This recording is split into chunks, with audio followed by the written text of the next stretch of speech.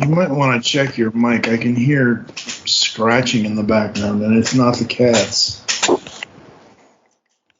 It could be that my manly beard is scratching against the microphone, and I can't help that. Well, yeah, you can. Don't put your face too close to the mic. Well, my levels have always been inconsistent, so I don't think we're going to shock anybody. This is Scott Toy Guru Nightlick, and you're listening to the Geekcast Radio Network. Hey, this is Scott Toy Guru Nightlick, and you're listening to Toycast. So swears Skeletor! And now, Toycast. Oh, yes. Listen in to the only toy podcast you will ever need. Hello and welcome to Toycast. This is Order 166, folks. That's right. It is Order 166. We added 100 more orders onto Order 66. I'm, of course, TFG and Mike. Joining me is Josh the FloorBurger. Hello, I'm a burger. How can you be on the floor when space has no floor or ceiling? Hello, I'm a burger. Uh-huh. Hello, you're a burger. Can you hear me now? No, I can hear you just fine. Can you hear me? Jesus Christ, don't scare me like that. And yes, it is 2023 for all that 2023 is going to be, I guess. And we are here to talk about the galaxy of toys. A full galaxy from far, far away from a long time ago. Mm-hmm. Yes, that's exactly. And we've got 9 bullet points here that we were going to be bringing up. And what did I do with that document? God damn it. Yay, more editing for me. Motherfucker. Where is that? I would not have put that here, I don't think. Would I have? Why is it? Anyway.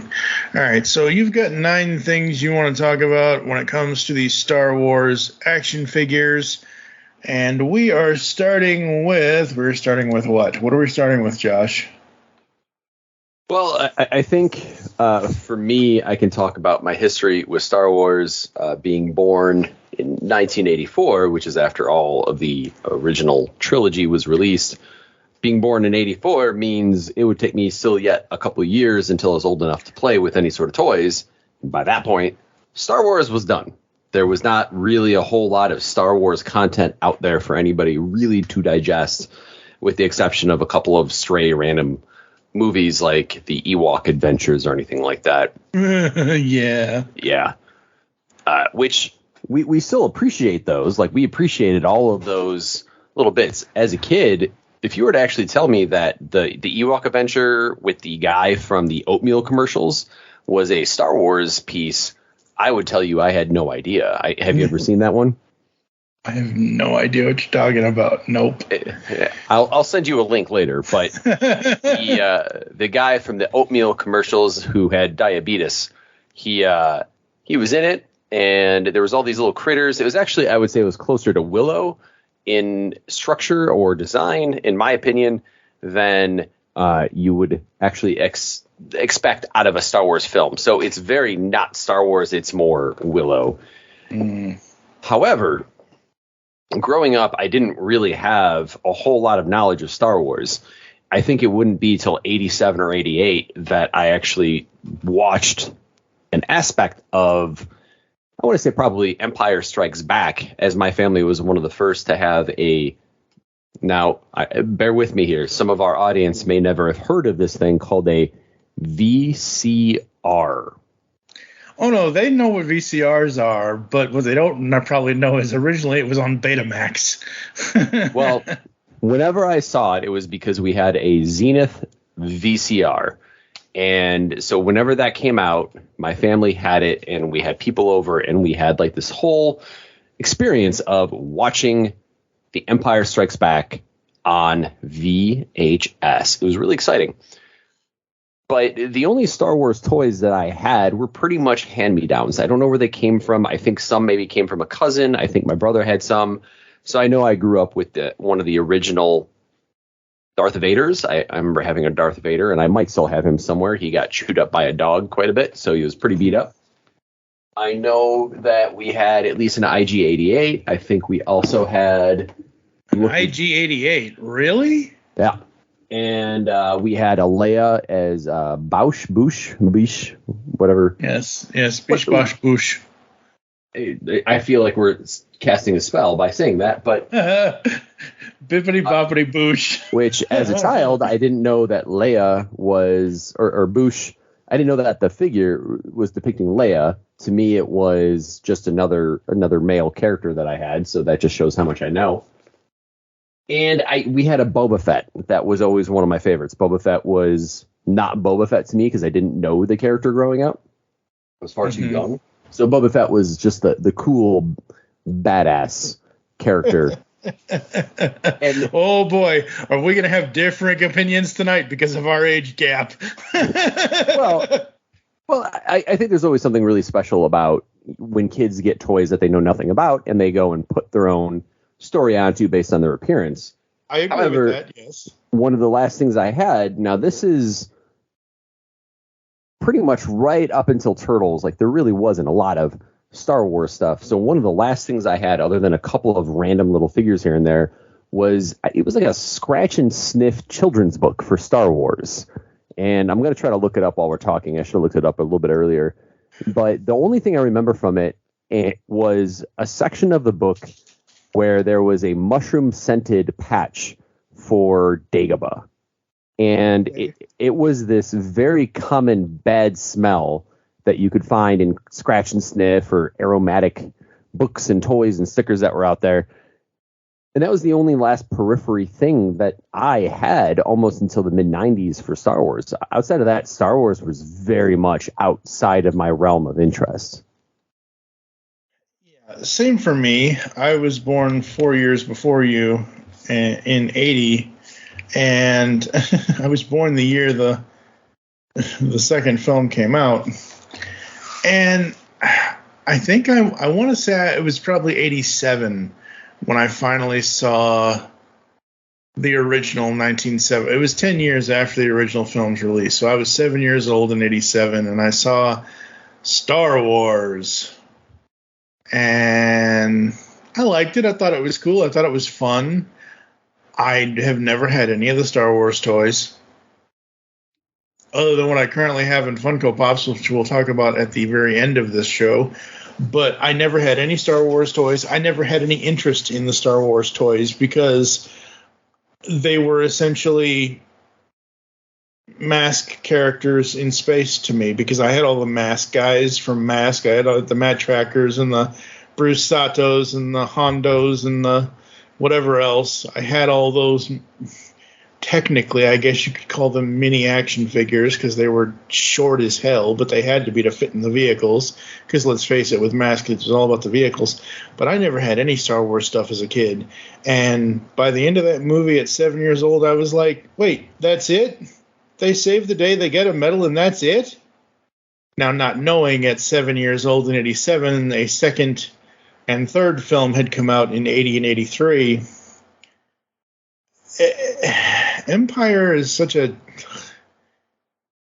down movie. It's just so depressing.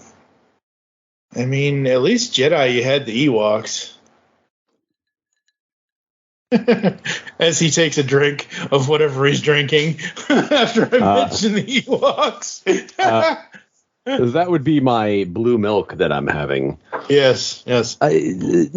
So, I mean, as a kid, being born in 84, like, I didn't have that same impression that you had, because obviously when you're 3 years old, 4 years old, 5 years old, you get some fleeting impressions of things, but it's pretty minimal. Yeah. For me, though, I wouldn't really, so I'm kind of going down our list of points. I wouldn't really get into Star Wars until the re-releases in the mid-90s. Yep. And didn't they start with the VHS, or did they go to the theater first? The toys or the movies?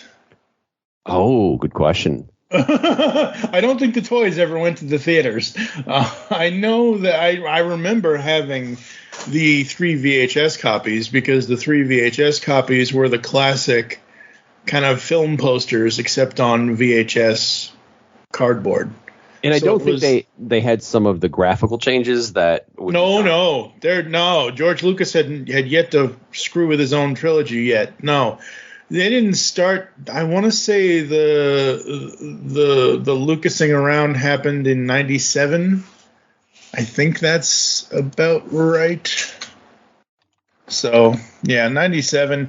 And Kenner, like I said, for me, like this is a you episode. You had these toys. I didn't. Outside of Mask, I think Mask and Thundercats, I wanted nothing to do with Kenner because I couldn't stand those little action figures. They were too damn tiny. Well, and that maybe is from your experience with that. However, I do want to point out, I'm looking at, I might have found the book I was mentioning, like the Scratch and Sniff book. Mm-hmm. Not 100% sure. A More Wretched Hive? It's called Shiny as a Droid. Oh, God. That sounds like if C-3PO came out with a solo album after Star Wars was over. Yeah, that's what that sounds like. No, but it's from best of my recollection, because there's a page out of Dagobah or whatever my Americanized accent will tell me. Mm-hmm. But it does have a scene where I think you can smell it, and it's a little weird. Yeah, areas to touch and smell. And I just remember it being this really funky, artificial smell.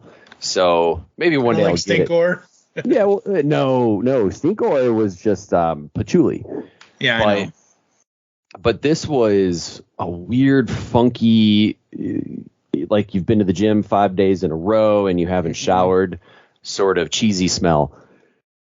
But when I started getting into Star Wars, I don't remember what came first, whether we got the VHS tapes or I started talking to friends who knew about Star Wars. And it seemed like in 95, 96, Star Wars was kind of taboo growing up in my age group. Now, I know you're a couple of years older than me, but in my age group, it was taboo. That was for the nerds. You don't like Star Wars. That was bad. That was awful. That was for people that don't want any sort of social status in sixth grade or whatever.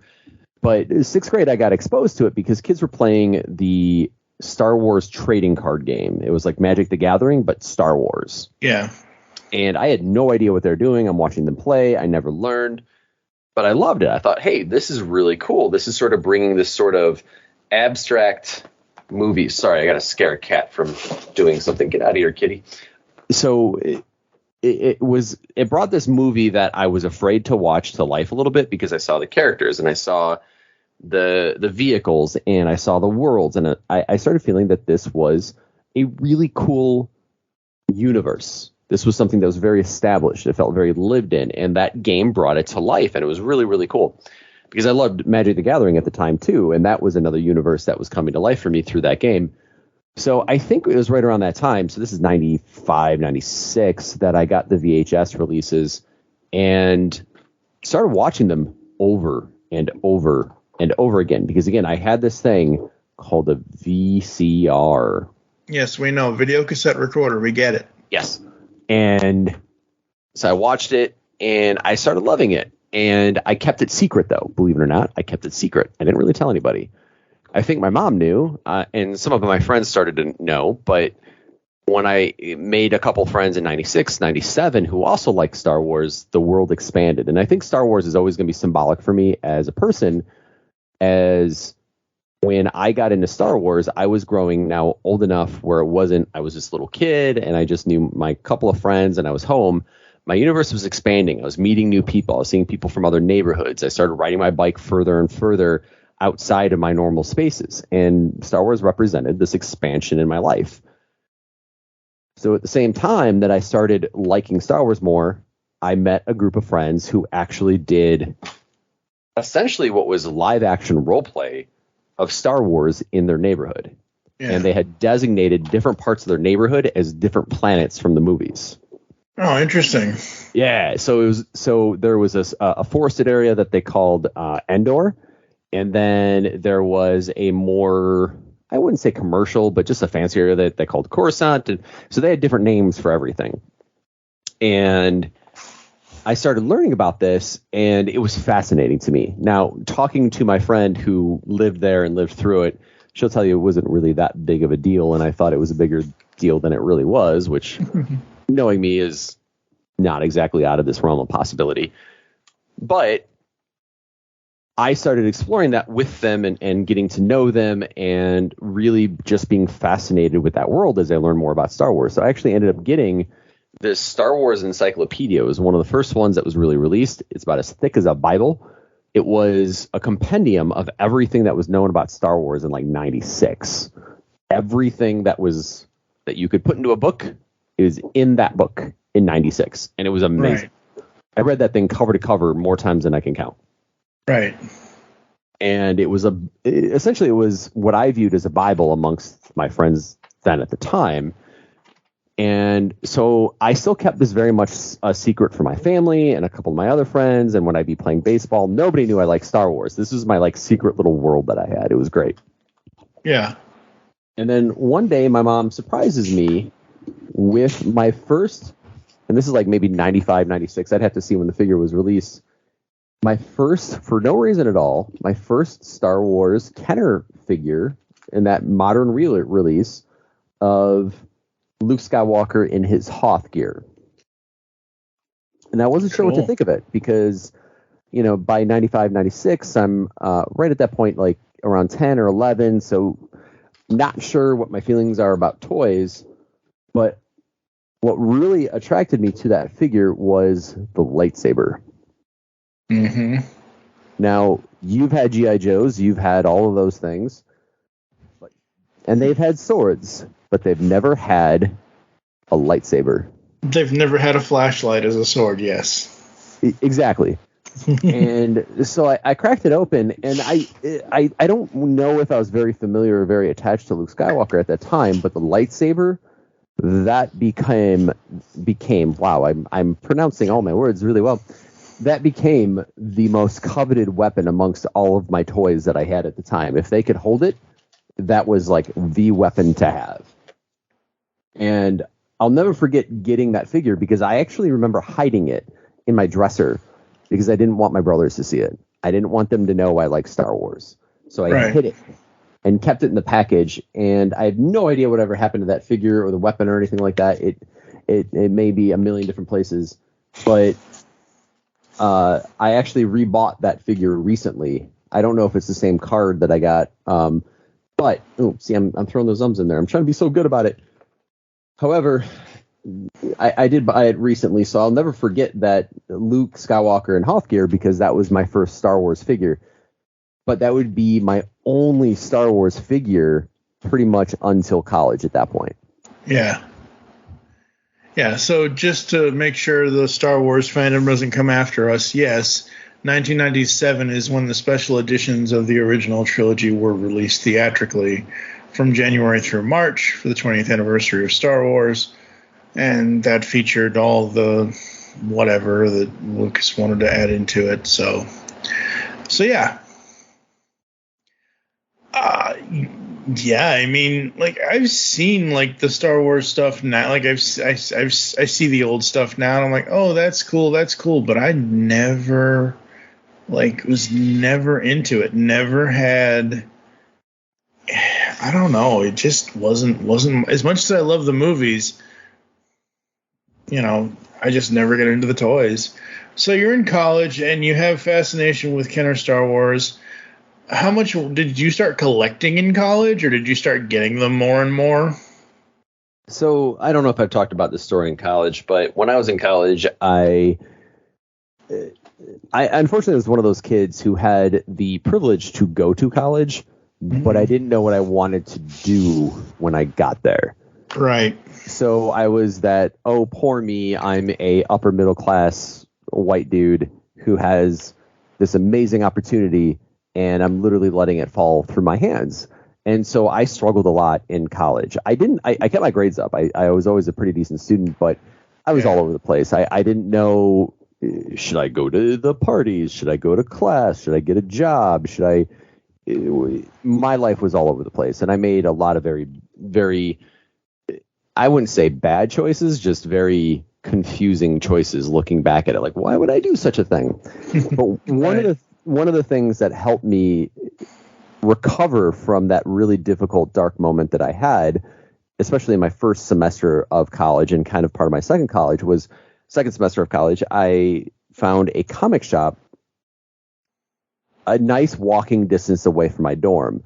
You had to go almost across the entire campus and walk a little further to get there. So it was always such a nice adventure that you had to commit to.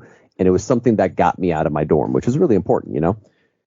And they had, not only was it just an amazing sort of independent comic shop that this guy just put together, it was an extension of his personality and his style, but they had an amazing dig bin and they had amazing low priced resold figures.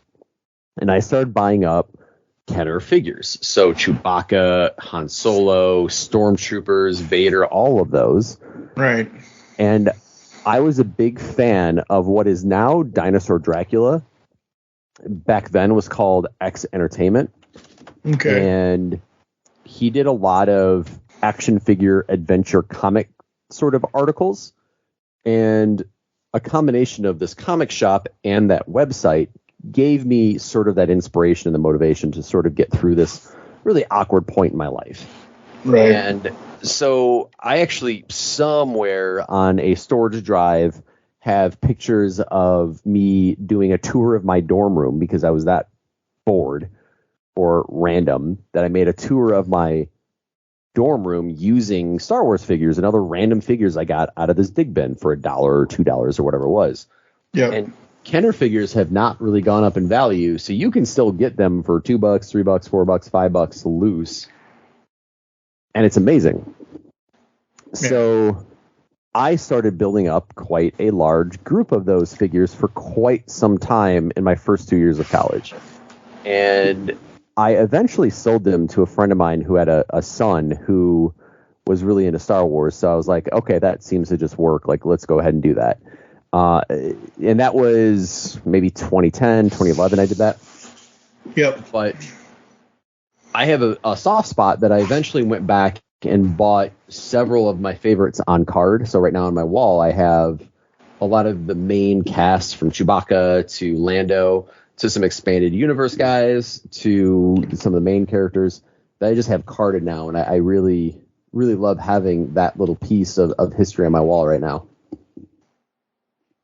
Yeah, very cool, very cool. Yeah, I mean, like I said, I see a lot of them, and for me, where I really, really dig them is like, I'll talk about this later. Is the Funko Pops, because they do some pretty cool stuff with those Funko Pops. But so all right, so we're getting through college, and we're expanding your collection, like you said, from around 2006 to 2012 ish. You've talked about selling them off. What is it about the Black Series that everyone loves so much? I don't dislike it. I'm just wondering, like, is the Black Series the ultimate version of whatever character you can get now? Now, we kind of jumped a couple points. Do you want to jump to Black Series? It's up to you. Oh, I still have a few more stories, but... Okay, no, it's fine. Okay. I mean, I can... Black Series is very different for me now than when it came out, and we'll come back to that. Okay. So actually, it wasn't until later in college, when I had a little bit more disposable income, that I got into Revenge of the Sith figures. I hated all of the Attack of the Clones and the Clone War figures that came from that period. But when we got to Revenge of the Sith, you got a whole lot more figures that were very posable, with no action features, and they're not pre-posed, which was very rare for Star Wars figures at the time, if you remember. I don't know if you have any memory of that. But I remember seeing them, and yeah, they were a little sketchy. Yeah, and so in college, I started feeling that Star Wars figures, and this is where I really was uneducated and uninformed about Star Wars figures, I just felt that they were more plentiful and easier to collect than other figures that were out at the time. Like, there were a couple of the figures that were pretty out, like different lines that were easy to collect. But I felt that, and this was probably due to the fact that the movie was just released and there was a huge demand for the figures, that it was easier. So I started building up a massive clone trooper army from Revenge of the Sith. I don't know what my numbers ended at because I ended up selling everything, but I would say I had a clone army that was in probably the 150 to 175 troop range. Wow. Of just basic grunt troopers to captains to generals. and beyond. And it was a massive, massive collection, and I loved it. And it was so much fun. But when I graduated college, I had to take down my display from my apartment. I had a couple of wall-mounted shelves that were just lined with clone troopers. And it was, for me, it was probably one of the coolest things about my apartment. Like, I didn't really care for my apartment, but I had this huge collection of clone troopers all throughout, and I thought it was amazing. So when I moved and I came home, it became a little bit different. I didn't really have the space to display them. I didn't really have that same kind of shelving system that I had in my apartment. And it really came down to because I ended up living in a 5-bedroom house by myself for part of 2006 to 2008. Okay. It sort of came down to, what do I do with myself as a 22-year-old, 23-year-old? So I was buying stuff and buying more stuff for my collection. And I'm watching my cat knock over Thor. Thank you very much. And I started expanding into vehicles and play sets. And I built up this massive, really great Star Wars collection from about 2006 to about 2010 or 11 or so.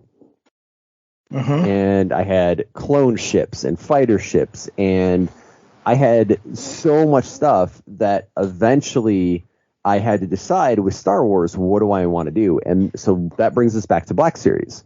Because Black Series is where I said, do I want to do the normal Star Wars scale, or do I want to switch to Black Series? Right. So if you're asking what's the appeal of Black Series, we're going to have to pause for a second because I have a cat that's precariously balancing on a glass. Hang on one second. Yep. 2737 edit point.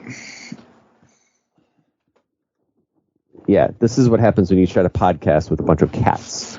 So Black Series comes out, and at that point, I was sort of at a crossroads of, I know I'm eventually going to have limited space. Do I want to stick with the 6-inch stuff, which is where I'm leaning towards more, and I can have better crossovers with Hasbro's Marvel Legends at the time, and DC, and Lord of the Rings, and other 6-inch lines, or do I want to stick at the G.I. Joe scale? Yeah. And really what it came down to was I saw the values that my Star Wars collection was pulling in, and I decided that I needed money because my wife and I had just moved in together. I would never really have the space for the Star Wars stuff, so I started selling it off. Okay. And that's why Black Series 1 was more compatible with other stuff I had, and I was making hundreds of dollars at every toy show just off my Star Wars stuff. Well, yeah, I mean, 2010 to 2012-ish, you have almost 40 years, 50 years, I don't know. However many, since the figures and all that, if you've had all these things all this time, and like you said, you were troop building, so yeah, I had a lot of the expanded universe figures. I had a lot of the special exclusive figures. I had video game I had every avenue, and I was buying up everything I could find. So I had some really cool, really unique items that a lot of people didn't, because I just was very lucky and very good at toy hunting at the time. And it pained me to sell some of them, but it was also a little bit cathartic of trying to move on to a new phase of my life, because Star Wars collecting was a pretty big piece of my life prior to getting engaged and moving in with my wife. It was just, it did feel like a good way to move on. I do have a couple of regrets about it, because there are some characters I don't think will ever get remade by Black Series. I don't think we'll ever see a Kyle Katarn. We may never see a Dash Rendar. We might not ever see some of the other random one-offs from the comic books that came out in the early part of the 2000s and from 2005 to 2010. We might not ever see some of those characters that had the 4-inch figures out, for instance. There was Star Wars, I think it's called Legacy. So there was like the great grandson of Luke Skywalker that I had a figure for, who's not out any. I don't think he'll ever come out in Black Series. Yeah. And there was so many cool characters from that book. I don't know if you're familiar with Star Wars Legacy, but so many cool characters are in that, and I don't think they'll ever come out again. I don't know. I mean, it's Hasbro now, and Hasbro does things in a way that, like I said before, kind of comparing the original Kenner line to what the Black Series is, like, is the Black Series like, okay, your original Hoth Luke that was Kenner versus, let's say, a Black Series Hoth Luke. Is the Black Series one improved over what the original one was as far as design? Like, you look at Transformers, and the Transformers Kingdom Commander class Rodimus Prime is essentially the original Rodimus Prime toy, but modernized and better because he has everything he came with when he was, the original toy way back when in the 80s. But this is a more modern, like, his legs can move better, his this can move better, his that, like, you can do all kinds of things. So that's my point in saying all of this is now that Hasbro has had the Star Wars license for God knows how long, they are always making the next biggest, betterest, most accurate thing. So I don't hold my breath when it comes to whether some of these figures are going to get remade or not. Well, I think the beauty part about Star Wars is that you have a huge library. Not Star Wars, excuse me. The beauty part about Transformers is that you have this huge legacy catalog of so many different figures that I'm not going to say they're easy to redesign, but giving them that modern technology that we have now, I'm looking at my own shelf, and I have, I think it's Power of the Prime's cup. Mm-hmm. And I had the original cup when I was a kid. Yeah. And I was much better. Even with the Power of the Prime's gimmick of the swappable head or whatever. Yeah. It's still a much better figure, but it's got enough nostalgia to it. And I think that's the cool part about Transformers is that when they're re-releasing some of these figures, most of us just knew those characters straight from Transformers toys. Not all of them had a huge presence on the show. So there's a few figures I have that literally are just because I knew of them as figures and not as characters. Well, yeah, right, exactly. But again, it goes to my point, though. This is a toy company that wants to make money. The best way they're going to make money with Star Wars is if they re-release figures in whatever the modern toy making is now. That's my point in saying that is like why I don't think I'm going to hold my breath, because at some point they're going to come out with something that is going to outdo whatever Kenner did back in the 90s. Yeah, and they have done a couple of special edition Star Wars figures that are on a Kenner card back.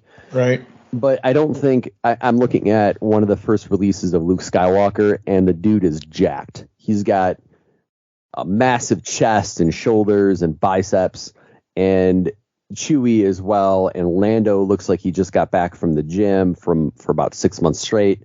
Even Darth Vader has biceps that are crazy. I don't think we're ever going to see an homage to the muscular Kenner figures. Oh, no. That's not what I'm saying. I'm just saying. I'm not saying I still think that would be awesome, and I'd probably buy them just because I think that's hilarious. What is it? Can you imagine a Darth Vader as Stretch Armstrong? That would be hilarious. Yeah, but I don't think we're going to see that level of homage from Hasbro right now. But I think we will hopefully get those kind of one-offs, but it really depends on what their strategy is right now. Hasbro is in this weird point in their toy manufacturing where they're giving a lot of re-releases and reuses with minimized paint and accessories, and they're increasing the price. So I think spending the tooling on a Kyle Katarn or spending the tooling on a muscular Luke or a Cade Skywalker. Is that his name? I could not tell you. Or Darth Cadus or whatever it is. There's a lot of characters out of that they, unless it's like an exclusive or a special one-off, I don't see them right now making some of those figures. Now, they've surprised me in the past, but there's some stuff I don't think that they will put out unless it has a deep amount of content like Andor has. Yeah. And I don't know, man. Between the other one you mentioned and Kyle, they are like Kyle. I'm looking at his Wikipedia thing, like the Jedi Knight series, Star Wars literature. Like he's only been in, books. He's been in the role playing game, but from Wizards of the Coast, but in Star Wars miniatures. But like he's not. He was in three or four pretty well-known Star Wars games that a lot of people took as major canon at the time. Yeah, he's been in the video games, but again, that's what I'm saying. Like, he's been in the games and the books and the video games. See, there is no live action or even animated appearance of him anywhere according to this page. And that's what I'm saying. Like, maybe he's a character that is such of a sort of a, and I could be wrong in saying this, I don't know. I'm just saying what I'm seeing here is he could be one of those special, hey, guess what? Order this ship from the video game off of Hasbro Pulse and you can get a Kyle Katarn figure if we hit our third stretch goal or whatever the hell. I don't know what, The only problem with Kyle Katarn, for instance, is that he, in the video game, it was set as canon prior to Disney's buyout. In canon, he was the person who helped steal the Death Star plans. Okay. And delivered those to the rebels, and then after that, he took out the Dark Troopers, like the massive robot. Yep. Characters that were in, I think, Mandalorian season 2 at the end. Yes, you are correct. And then, so he fought those off and destroyed their factory or whatever. And then he met with Luke Skywalker and did this whole thing with the Valley of the Jedi. And he found out he was a Jedi and did all, like, he had all these adventures in the game that were considered canon back then. But just the fact that they had Rogue One come out and now Andor, his whole existence has been wiped out. So that's why I don't think we're going to see a huge chance with him, because he is contradicted out of existence. Well, that sucks. And his games, I know you play a couple games here and there. They're rudimentary by today's standards, but I think you'd enjoy the what's the word I'm looking for? Just the how you are dropped into the Star Wars universe. Yeah. In that the last Star Wars game that I video game that I played was, okay, it was twofold. It was the original big arcade trilogy game that they used to have in like movie theaters and stuff, where if you sit in the thing and it's surround sound and all that, you can pick between the three films, the original trilogy. And then the last game after that I played was probably episode 1 for PS2. Yeah, I think. Yeah. I played a lot of those Dark Forces series, and I remember the first Dark Forces game. I'll never forget the moment, and this is one of those important pieces in my life. So I got the game. I can't remember how I got it. Again, it was something I think my mom helped me get. I installed it on the computer, and I remember it being a process to try to install it. It was difficult, and I get in the game, and I remember getting my first Stormtrooper rifle and firing it, and it had the same sound effect from the movie. And that moment right there, it's made me a Star Wars fan. Yeah, that's always great when the sound effects match what you saw versus what you can play as. That's always so good. Yeah, that was the huge moment that made me a lifelong Star Wars fan. Of I'm literally running around shooting these characters with the sound effects and the effects that I've seen before. So that's why Kyle Katarn is an important character for me, and I really regret selling his later Star. I have his first released figure. I unfortunately regret selling his later one. But I think looking at Black Series now, I don't know how much you collect or how much you're familiar with it. I've seen it. I know that there's finally a really good Jar Jar figure. Which the Jar Jar figure, I'm not going to lie, is literally in the mouth of the Jurassic Park T-Rex that swallows figures. It's literally sitting in his mouth getting eaten. Poor Jar Jar. He gets no respect. Nope, nor should he. Oh, stop it. No, the character, no. The actor who played him needs all the respect in the world. Mm-hmm. Absolutely. All right, where are we going next? Well, I was going to touch a little bit just on Star Wars Black Series and my thoughts about it, because I do have a pretty good amount. And I think as a Star Wars collector at any point, there's the early couple of waves had some major misses. The paint apps were very weak. They were very simplistic. Some are so sad that I just waited until I saw the figures at Five Below. I think I have about 4 or 5 figures on my shelf right now from Rogue One that I found at Five Below for, I think, $5. Yeah. I would not get them for full price. They were terrible. And then I think one of them actually is notorious for having sat at Target for about 3 years after the movie came out. Oh, my God. It was awful.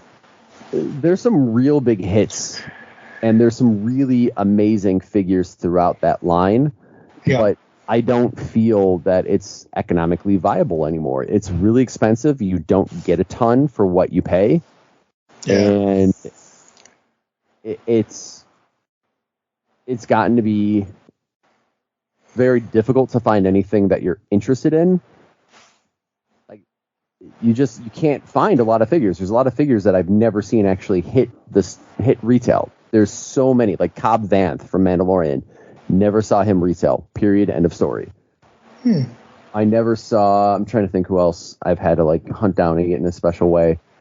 There's a recent Darth Vader that I've never seen. There's a not Qui-Gon. Who was Samuel L. Jackson's character? Mace Windu. Never saw him hit retail. Now that might just be my area. That might be just like me hunting at that time.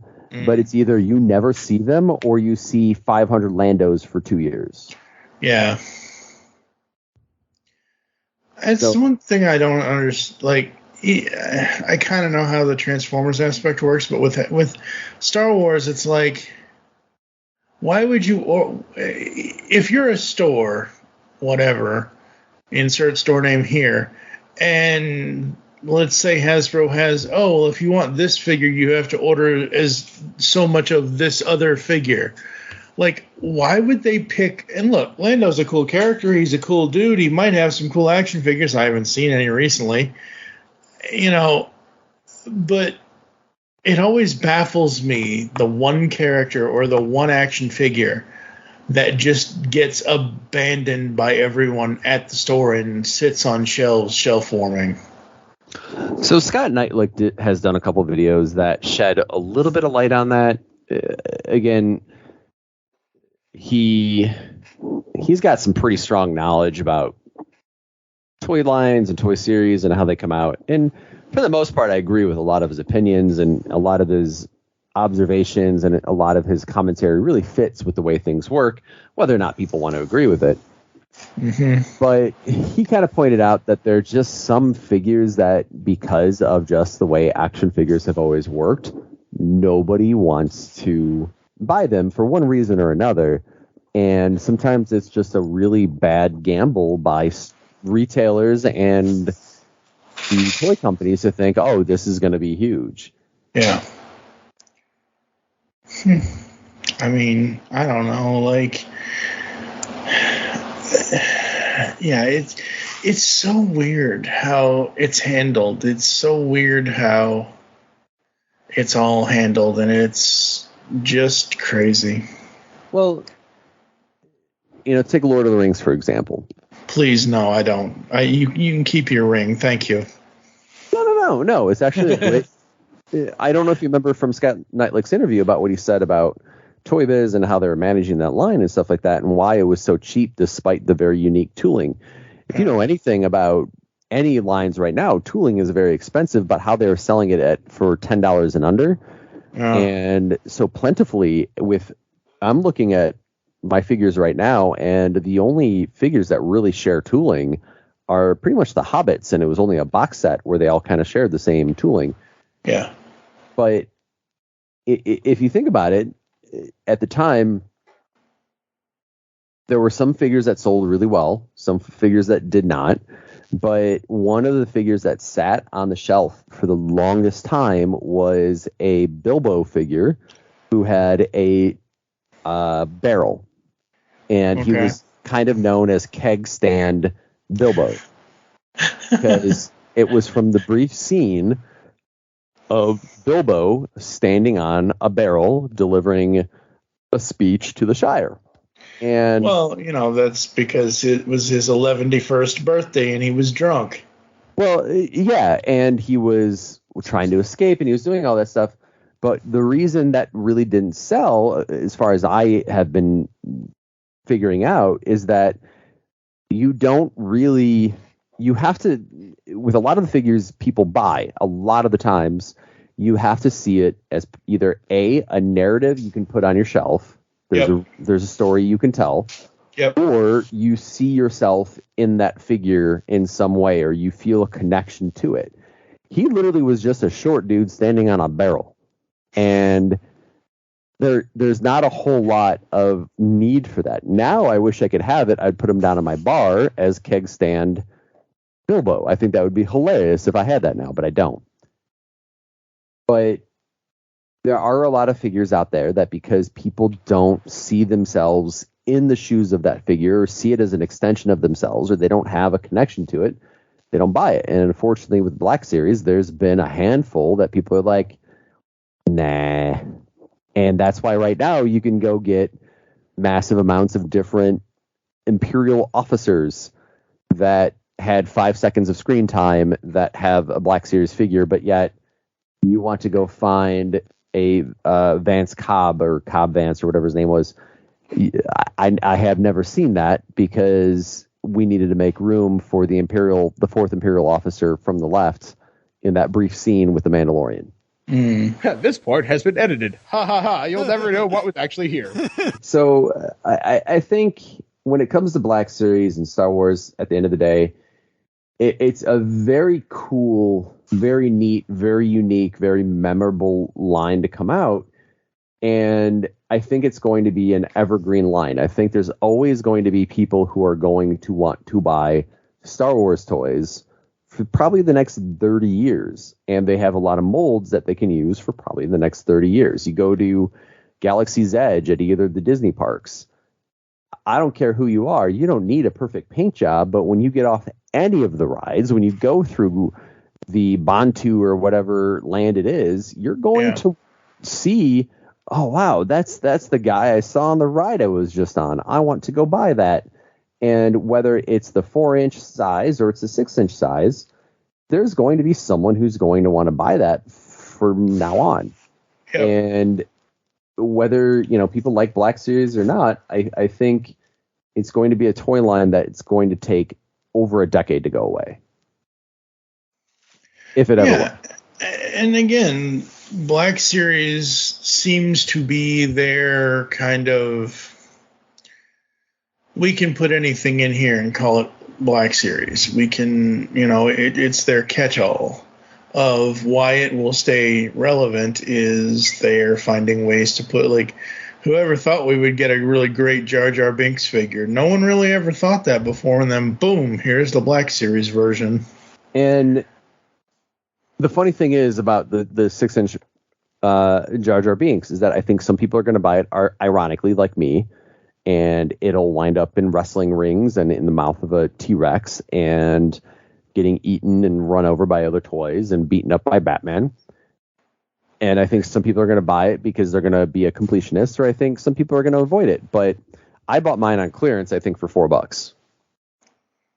Still, it is what it is. I'm just saying that's the one character I keep going back to, because that's the one character that I think no one thought would ever really get a better figure than what the original one was.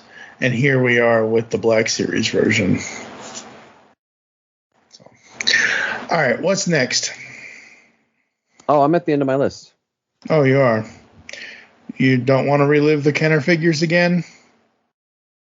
Oh, I kind of touched on that before, where I just started rebuying some of the Kenner figures in the package and started grabbing some of the key ones I really liked and some of the ones I had. And I think one of the best parts about the Kenner figures that I'm reliving is that they're very cheap.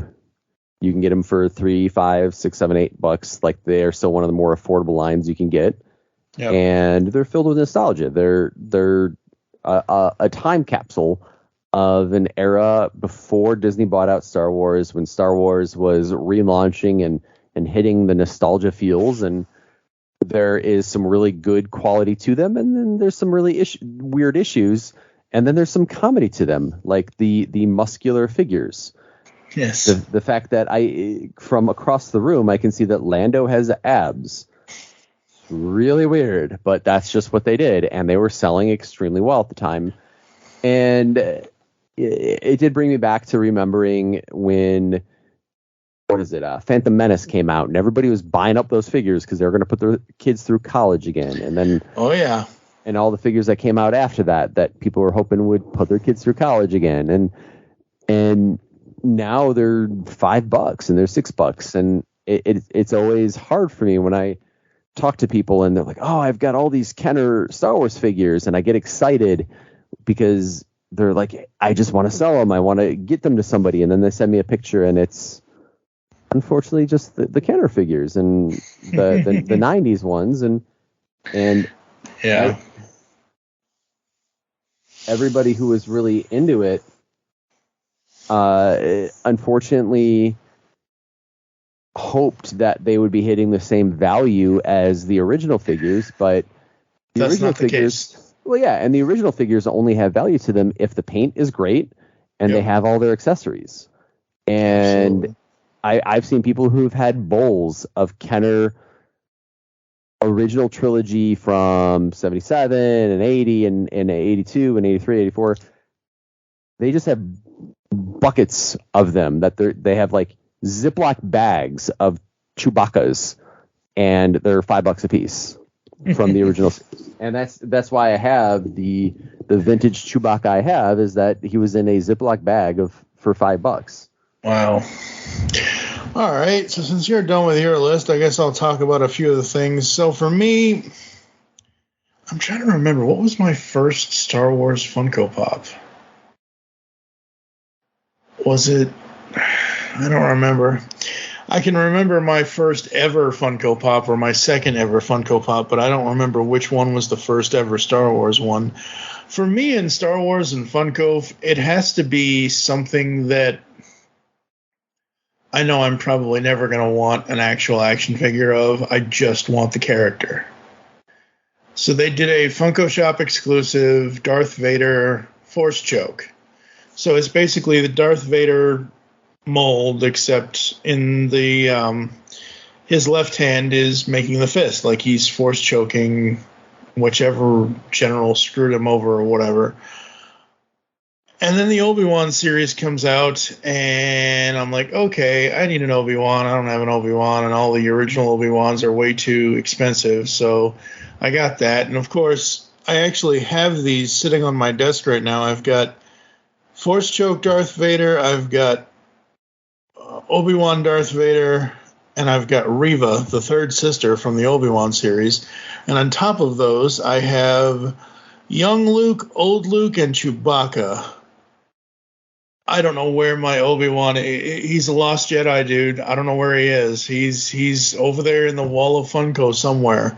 And what I like about the Star Wars Funko stuff that I do have is that it reminds me of a moment in the movies, or it reminds me of this, or it's just a cool pose that you're not going to see that character in anywhere else, kind of thing.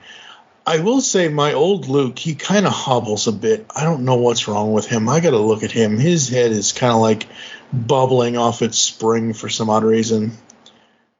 But what they're doing with the Funko Star Wars stuff is so great. I think it's still in storage. It's Wedge.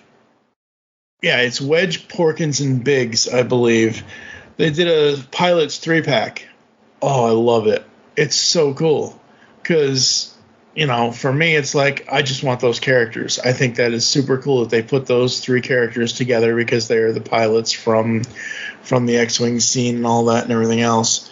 So yeah, where would you like? What else would you like to say before I take it to a break? I mean, I think as I've made my stance sometimes on Pops, both exaggerated and well known, I think one of the cool things about Pops is that, like you said, they kind of capture a moment in time, which during the 90s and early 2000s, there was a movement of having pre-posed figures and permanently posed figures in certain moments from media that we knew. And as much as sometimes I've been overly critical of Pops, I think one of the neat parts about it is that you can have this iconic imagery of a figurine that is the Pop style, the big black button eyes and stuff like that. And you can have it in a moment that you can always say, hey, I remember that, which was one of the cool parts about some of the 90s toys. That's what they did. So when I look at my Black Series figures, even though they are highly detailed and arguably more detailed and articulated than Pops, even though I can put them in certain poses, they're not always specific to that moment in time that perhaps you have with your Pops, which is sort of one of those aspects of Pops that I really respect of, hey, I have a Darth Vader standing there. He's just sort of a vanilla standing Darth Vader. Yeah, absolutely. And they do some really great things. I'm looking at the website now, and I think the one place, and I don't know if I'll ever get this figure, but the one place Funko kind of went a little overboard was they did an art series version of Darth Vader where he was all white, and all as I can hear is Hooper X in my head. And Jedi's the most insulting installment because Vader's beautiful black visage is sullied when he pulls off his mask to reveal a feeble, crusty old white man. They trying to tell us that deep inside we all wants to be white. Well, isn't that true?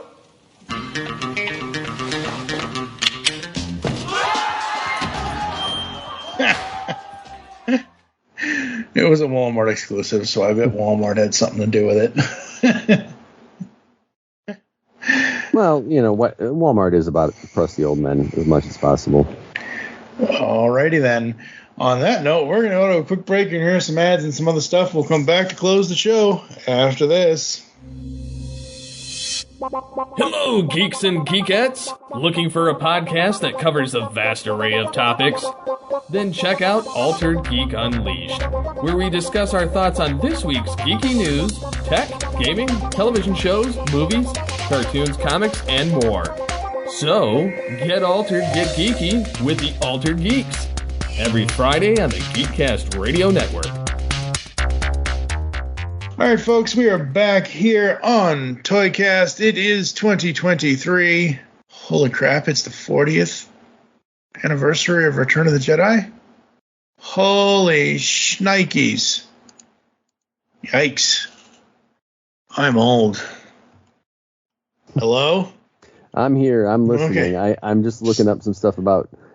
It's how many years since Return of the Jedi? 40? 40, I think. Yeah. Yeah.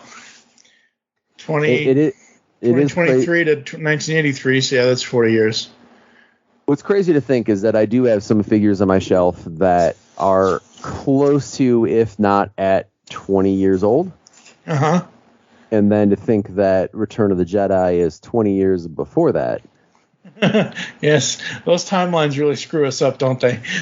Well, I think that's always a cool perspective you can have as a collector and someone who has a lot of older stuff. So I don't know what year some of the Batman Returns toys came out, but I would say 91, 92. I don't remember the exact year.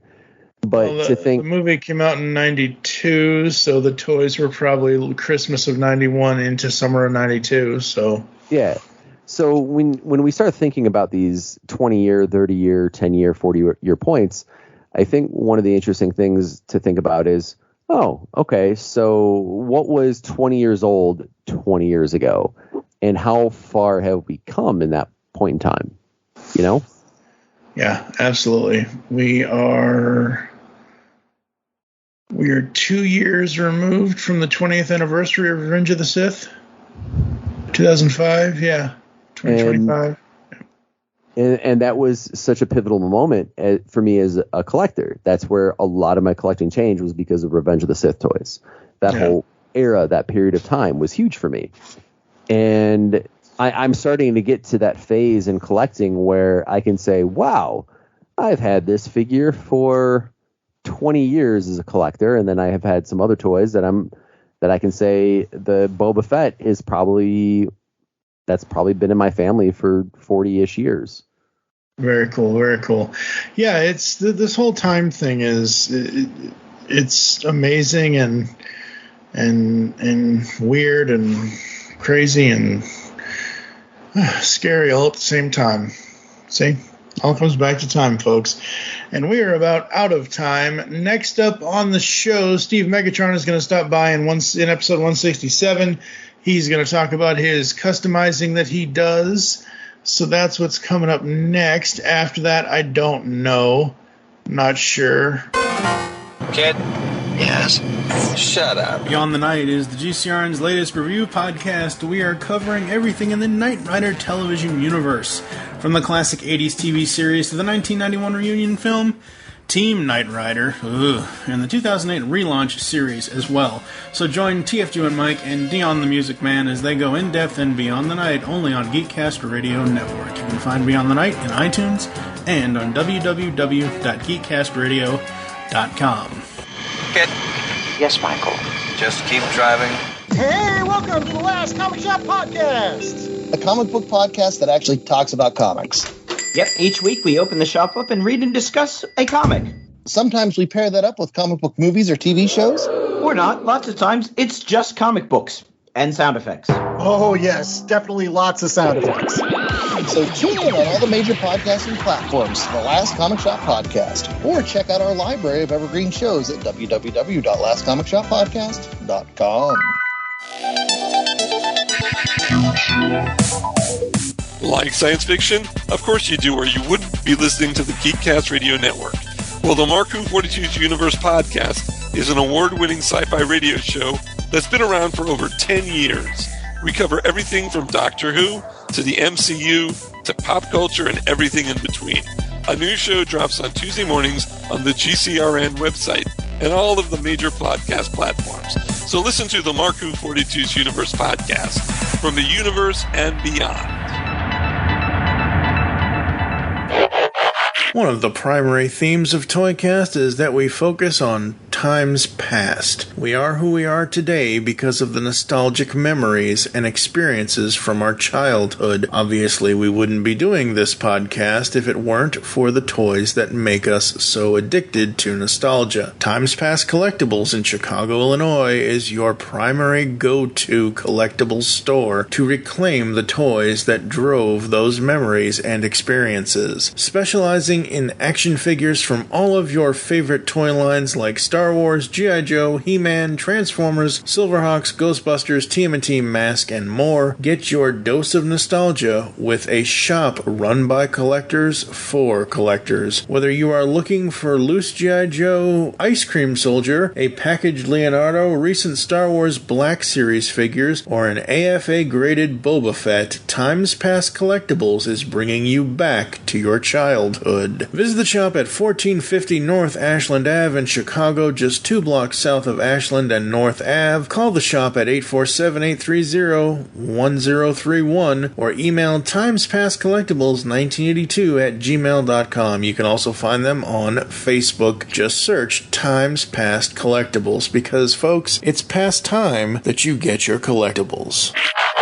I do know, and I'm going to say this right now on air, as much as I've loved having the podcast back and doing the podcast with you and Das and everybody else that I've been doing it with, as much as I've loved doing the Toycast Origins episodes and all that stuff, whole point of bringing back the show is to introduce the Toycast Police Department. So by December 31st, 2023, we will have TCPD at some point on this show.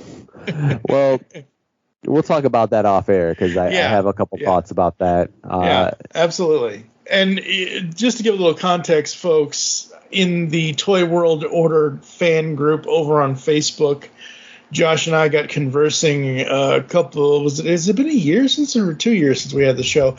I don't know. Whenever episode 100 released of the podcast, episode 101 to now is when Josh kind of came on and snapped your finger. Why are you snapping your fingers? Stop snapping your fingers.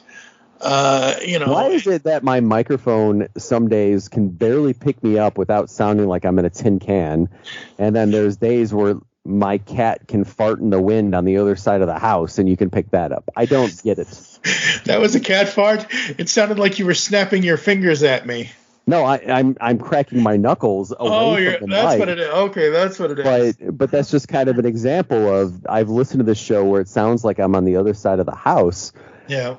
And yelling at the microphone, and then there's some days where, like I said, my cat can fart into the wind, and you'll have to edit that out for half an hour. Not at this point. So yes, basically the genesis of the idea was you said something in the group about how there should be certain rules for toy buying or certain whatever, and you kind of equated it to toy crimes. Am I remembering that right, or is that wrong? Yeah, well, we can discuss that. Yeah. I've had some thoughts about that. I'm trying to give people context so they don't just seem to think, which I would never do, like we're making fun of police officers or police department. It's not that at all, folks. It's a very cool idea. Of course, Dave Draper is going to be the crusty old chief of police if he'll take the job. All right, we're going to get the heck out of here. Thank you for joining us here on Toycast. If you'd like to get in contact with us or leave feedback for the show, there are several ways to do so. Visit the website, geekcastradio.com, where you can listen to and comment on all of our content. Send any email to feedback@geekcastradio.com. Here are all the ways you can listen to us nowadays. Apple and Google Podcasts. Leave us reviews, please. Spotify and any other podcatching client you choose to use. Follow us on Twitter at GeekCastRadio for the network, at TFToycast for the show. I am at TFG1Mike. He is at FloorBurger553. Become a fan on Facebook. Go to Facebook.com/GeekCastRadio Network. You can also check out Toycast over there as well. For now, I am TFG1Mike with Josh the FloorBurger. May the Force be with you. No. May the floors be with you. No, we don't want your floors and your nasty burgers. May the Force be with you always. And the floors. No floors.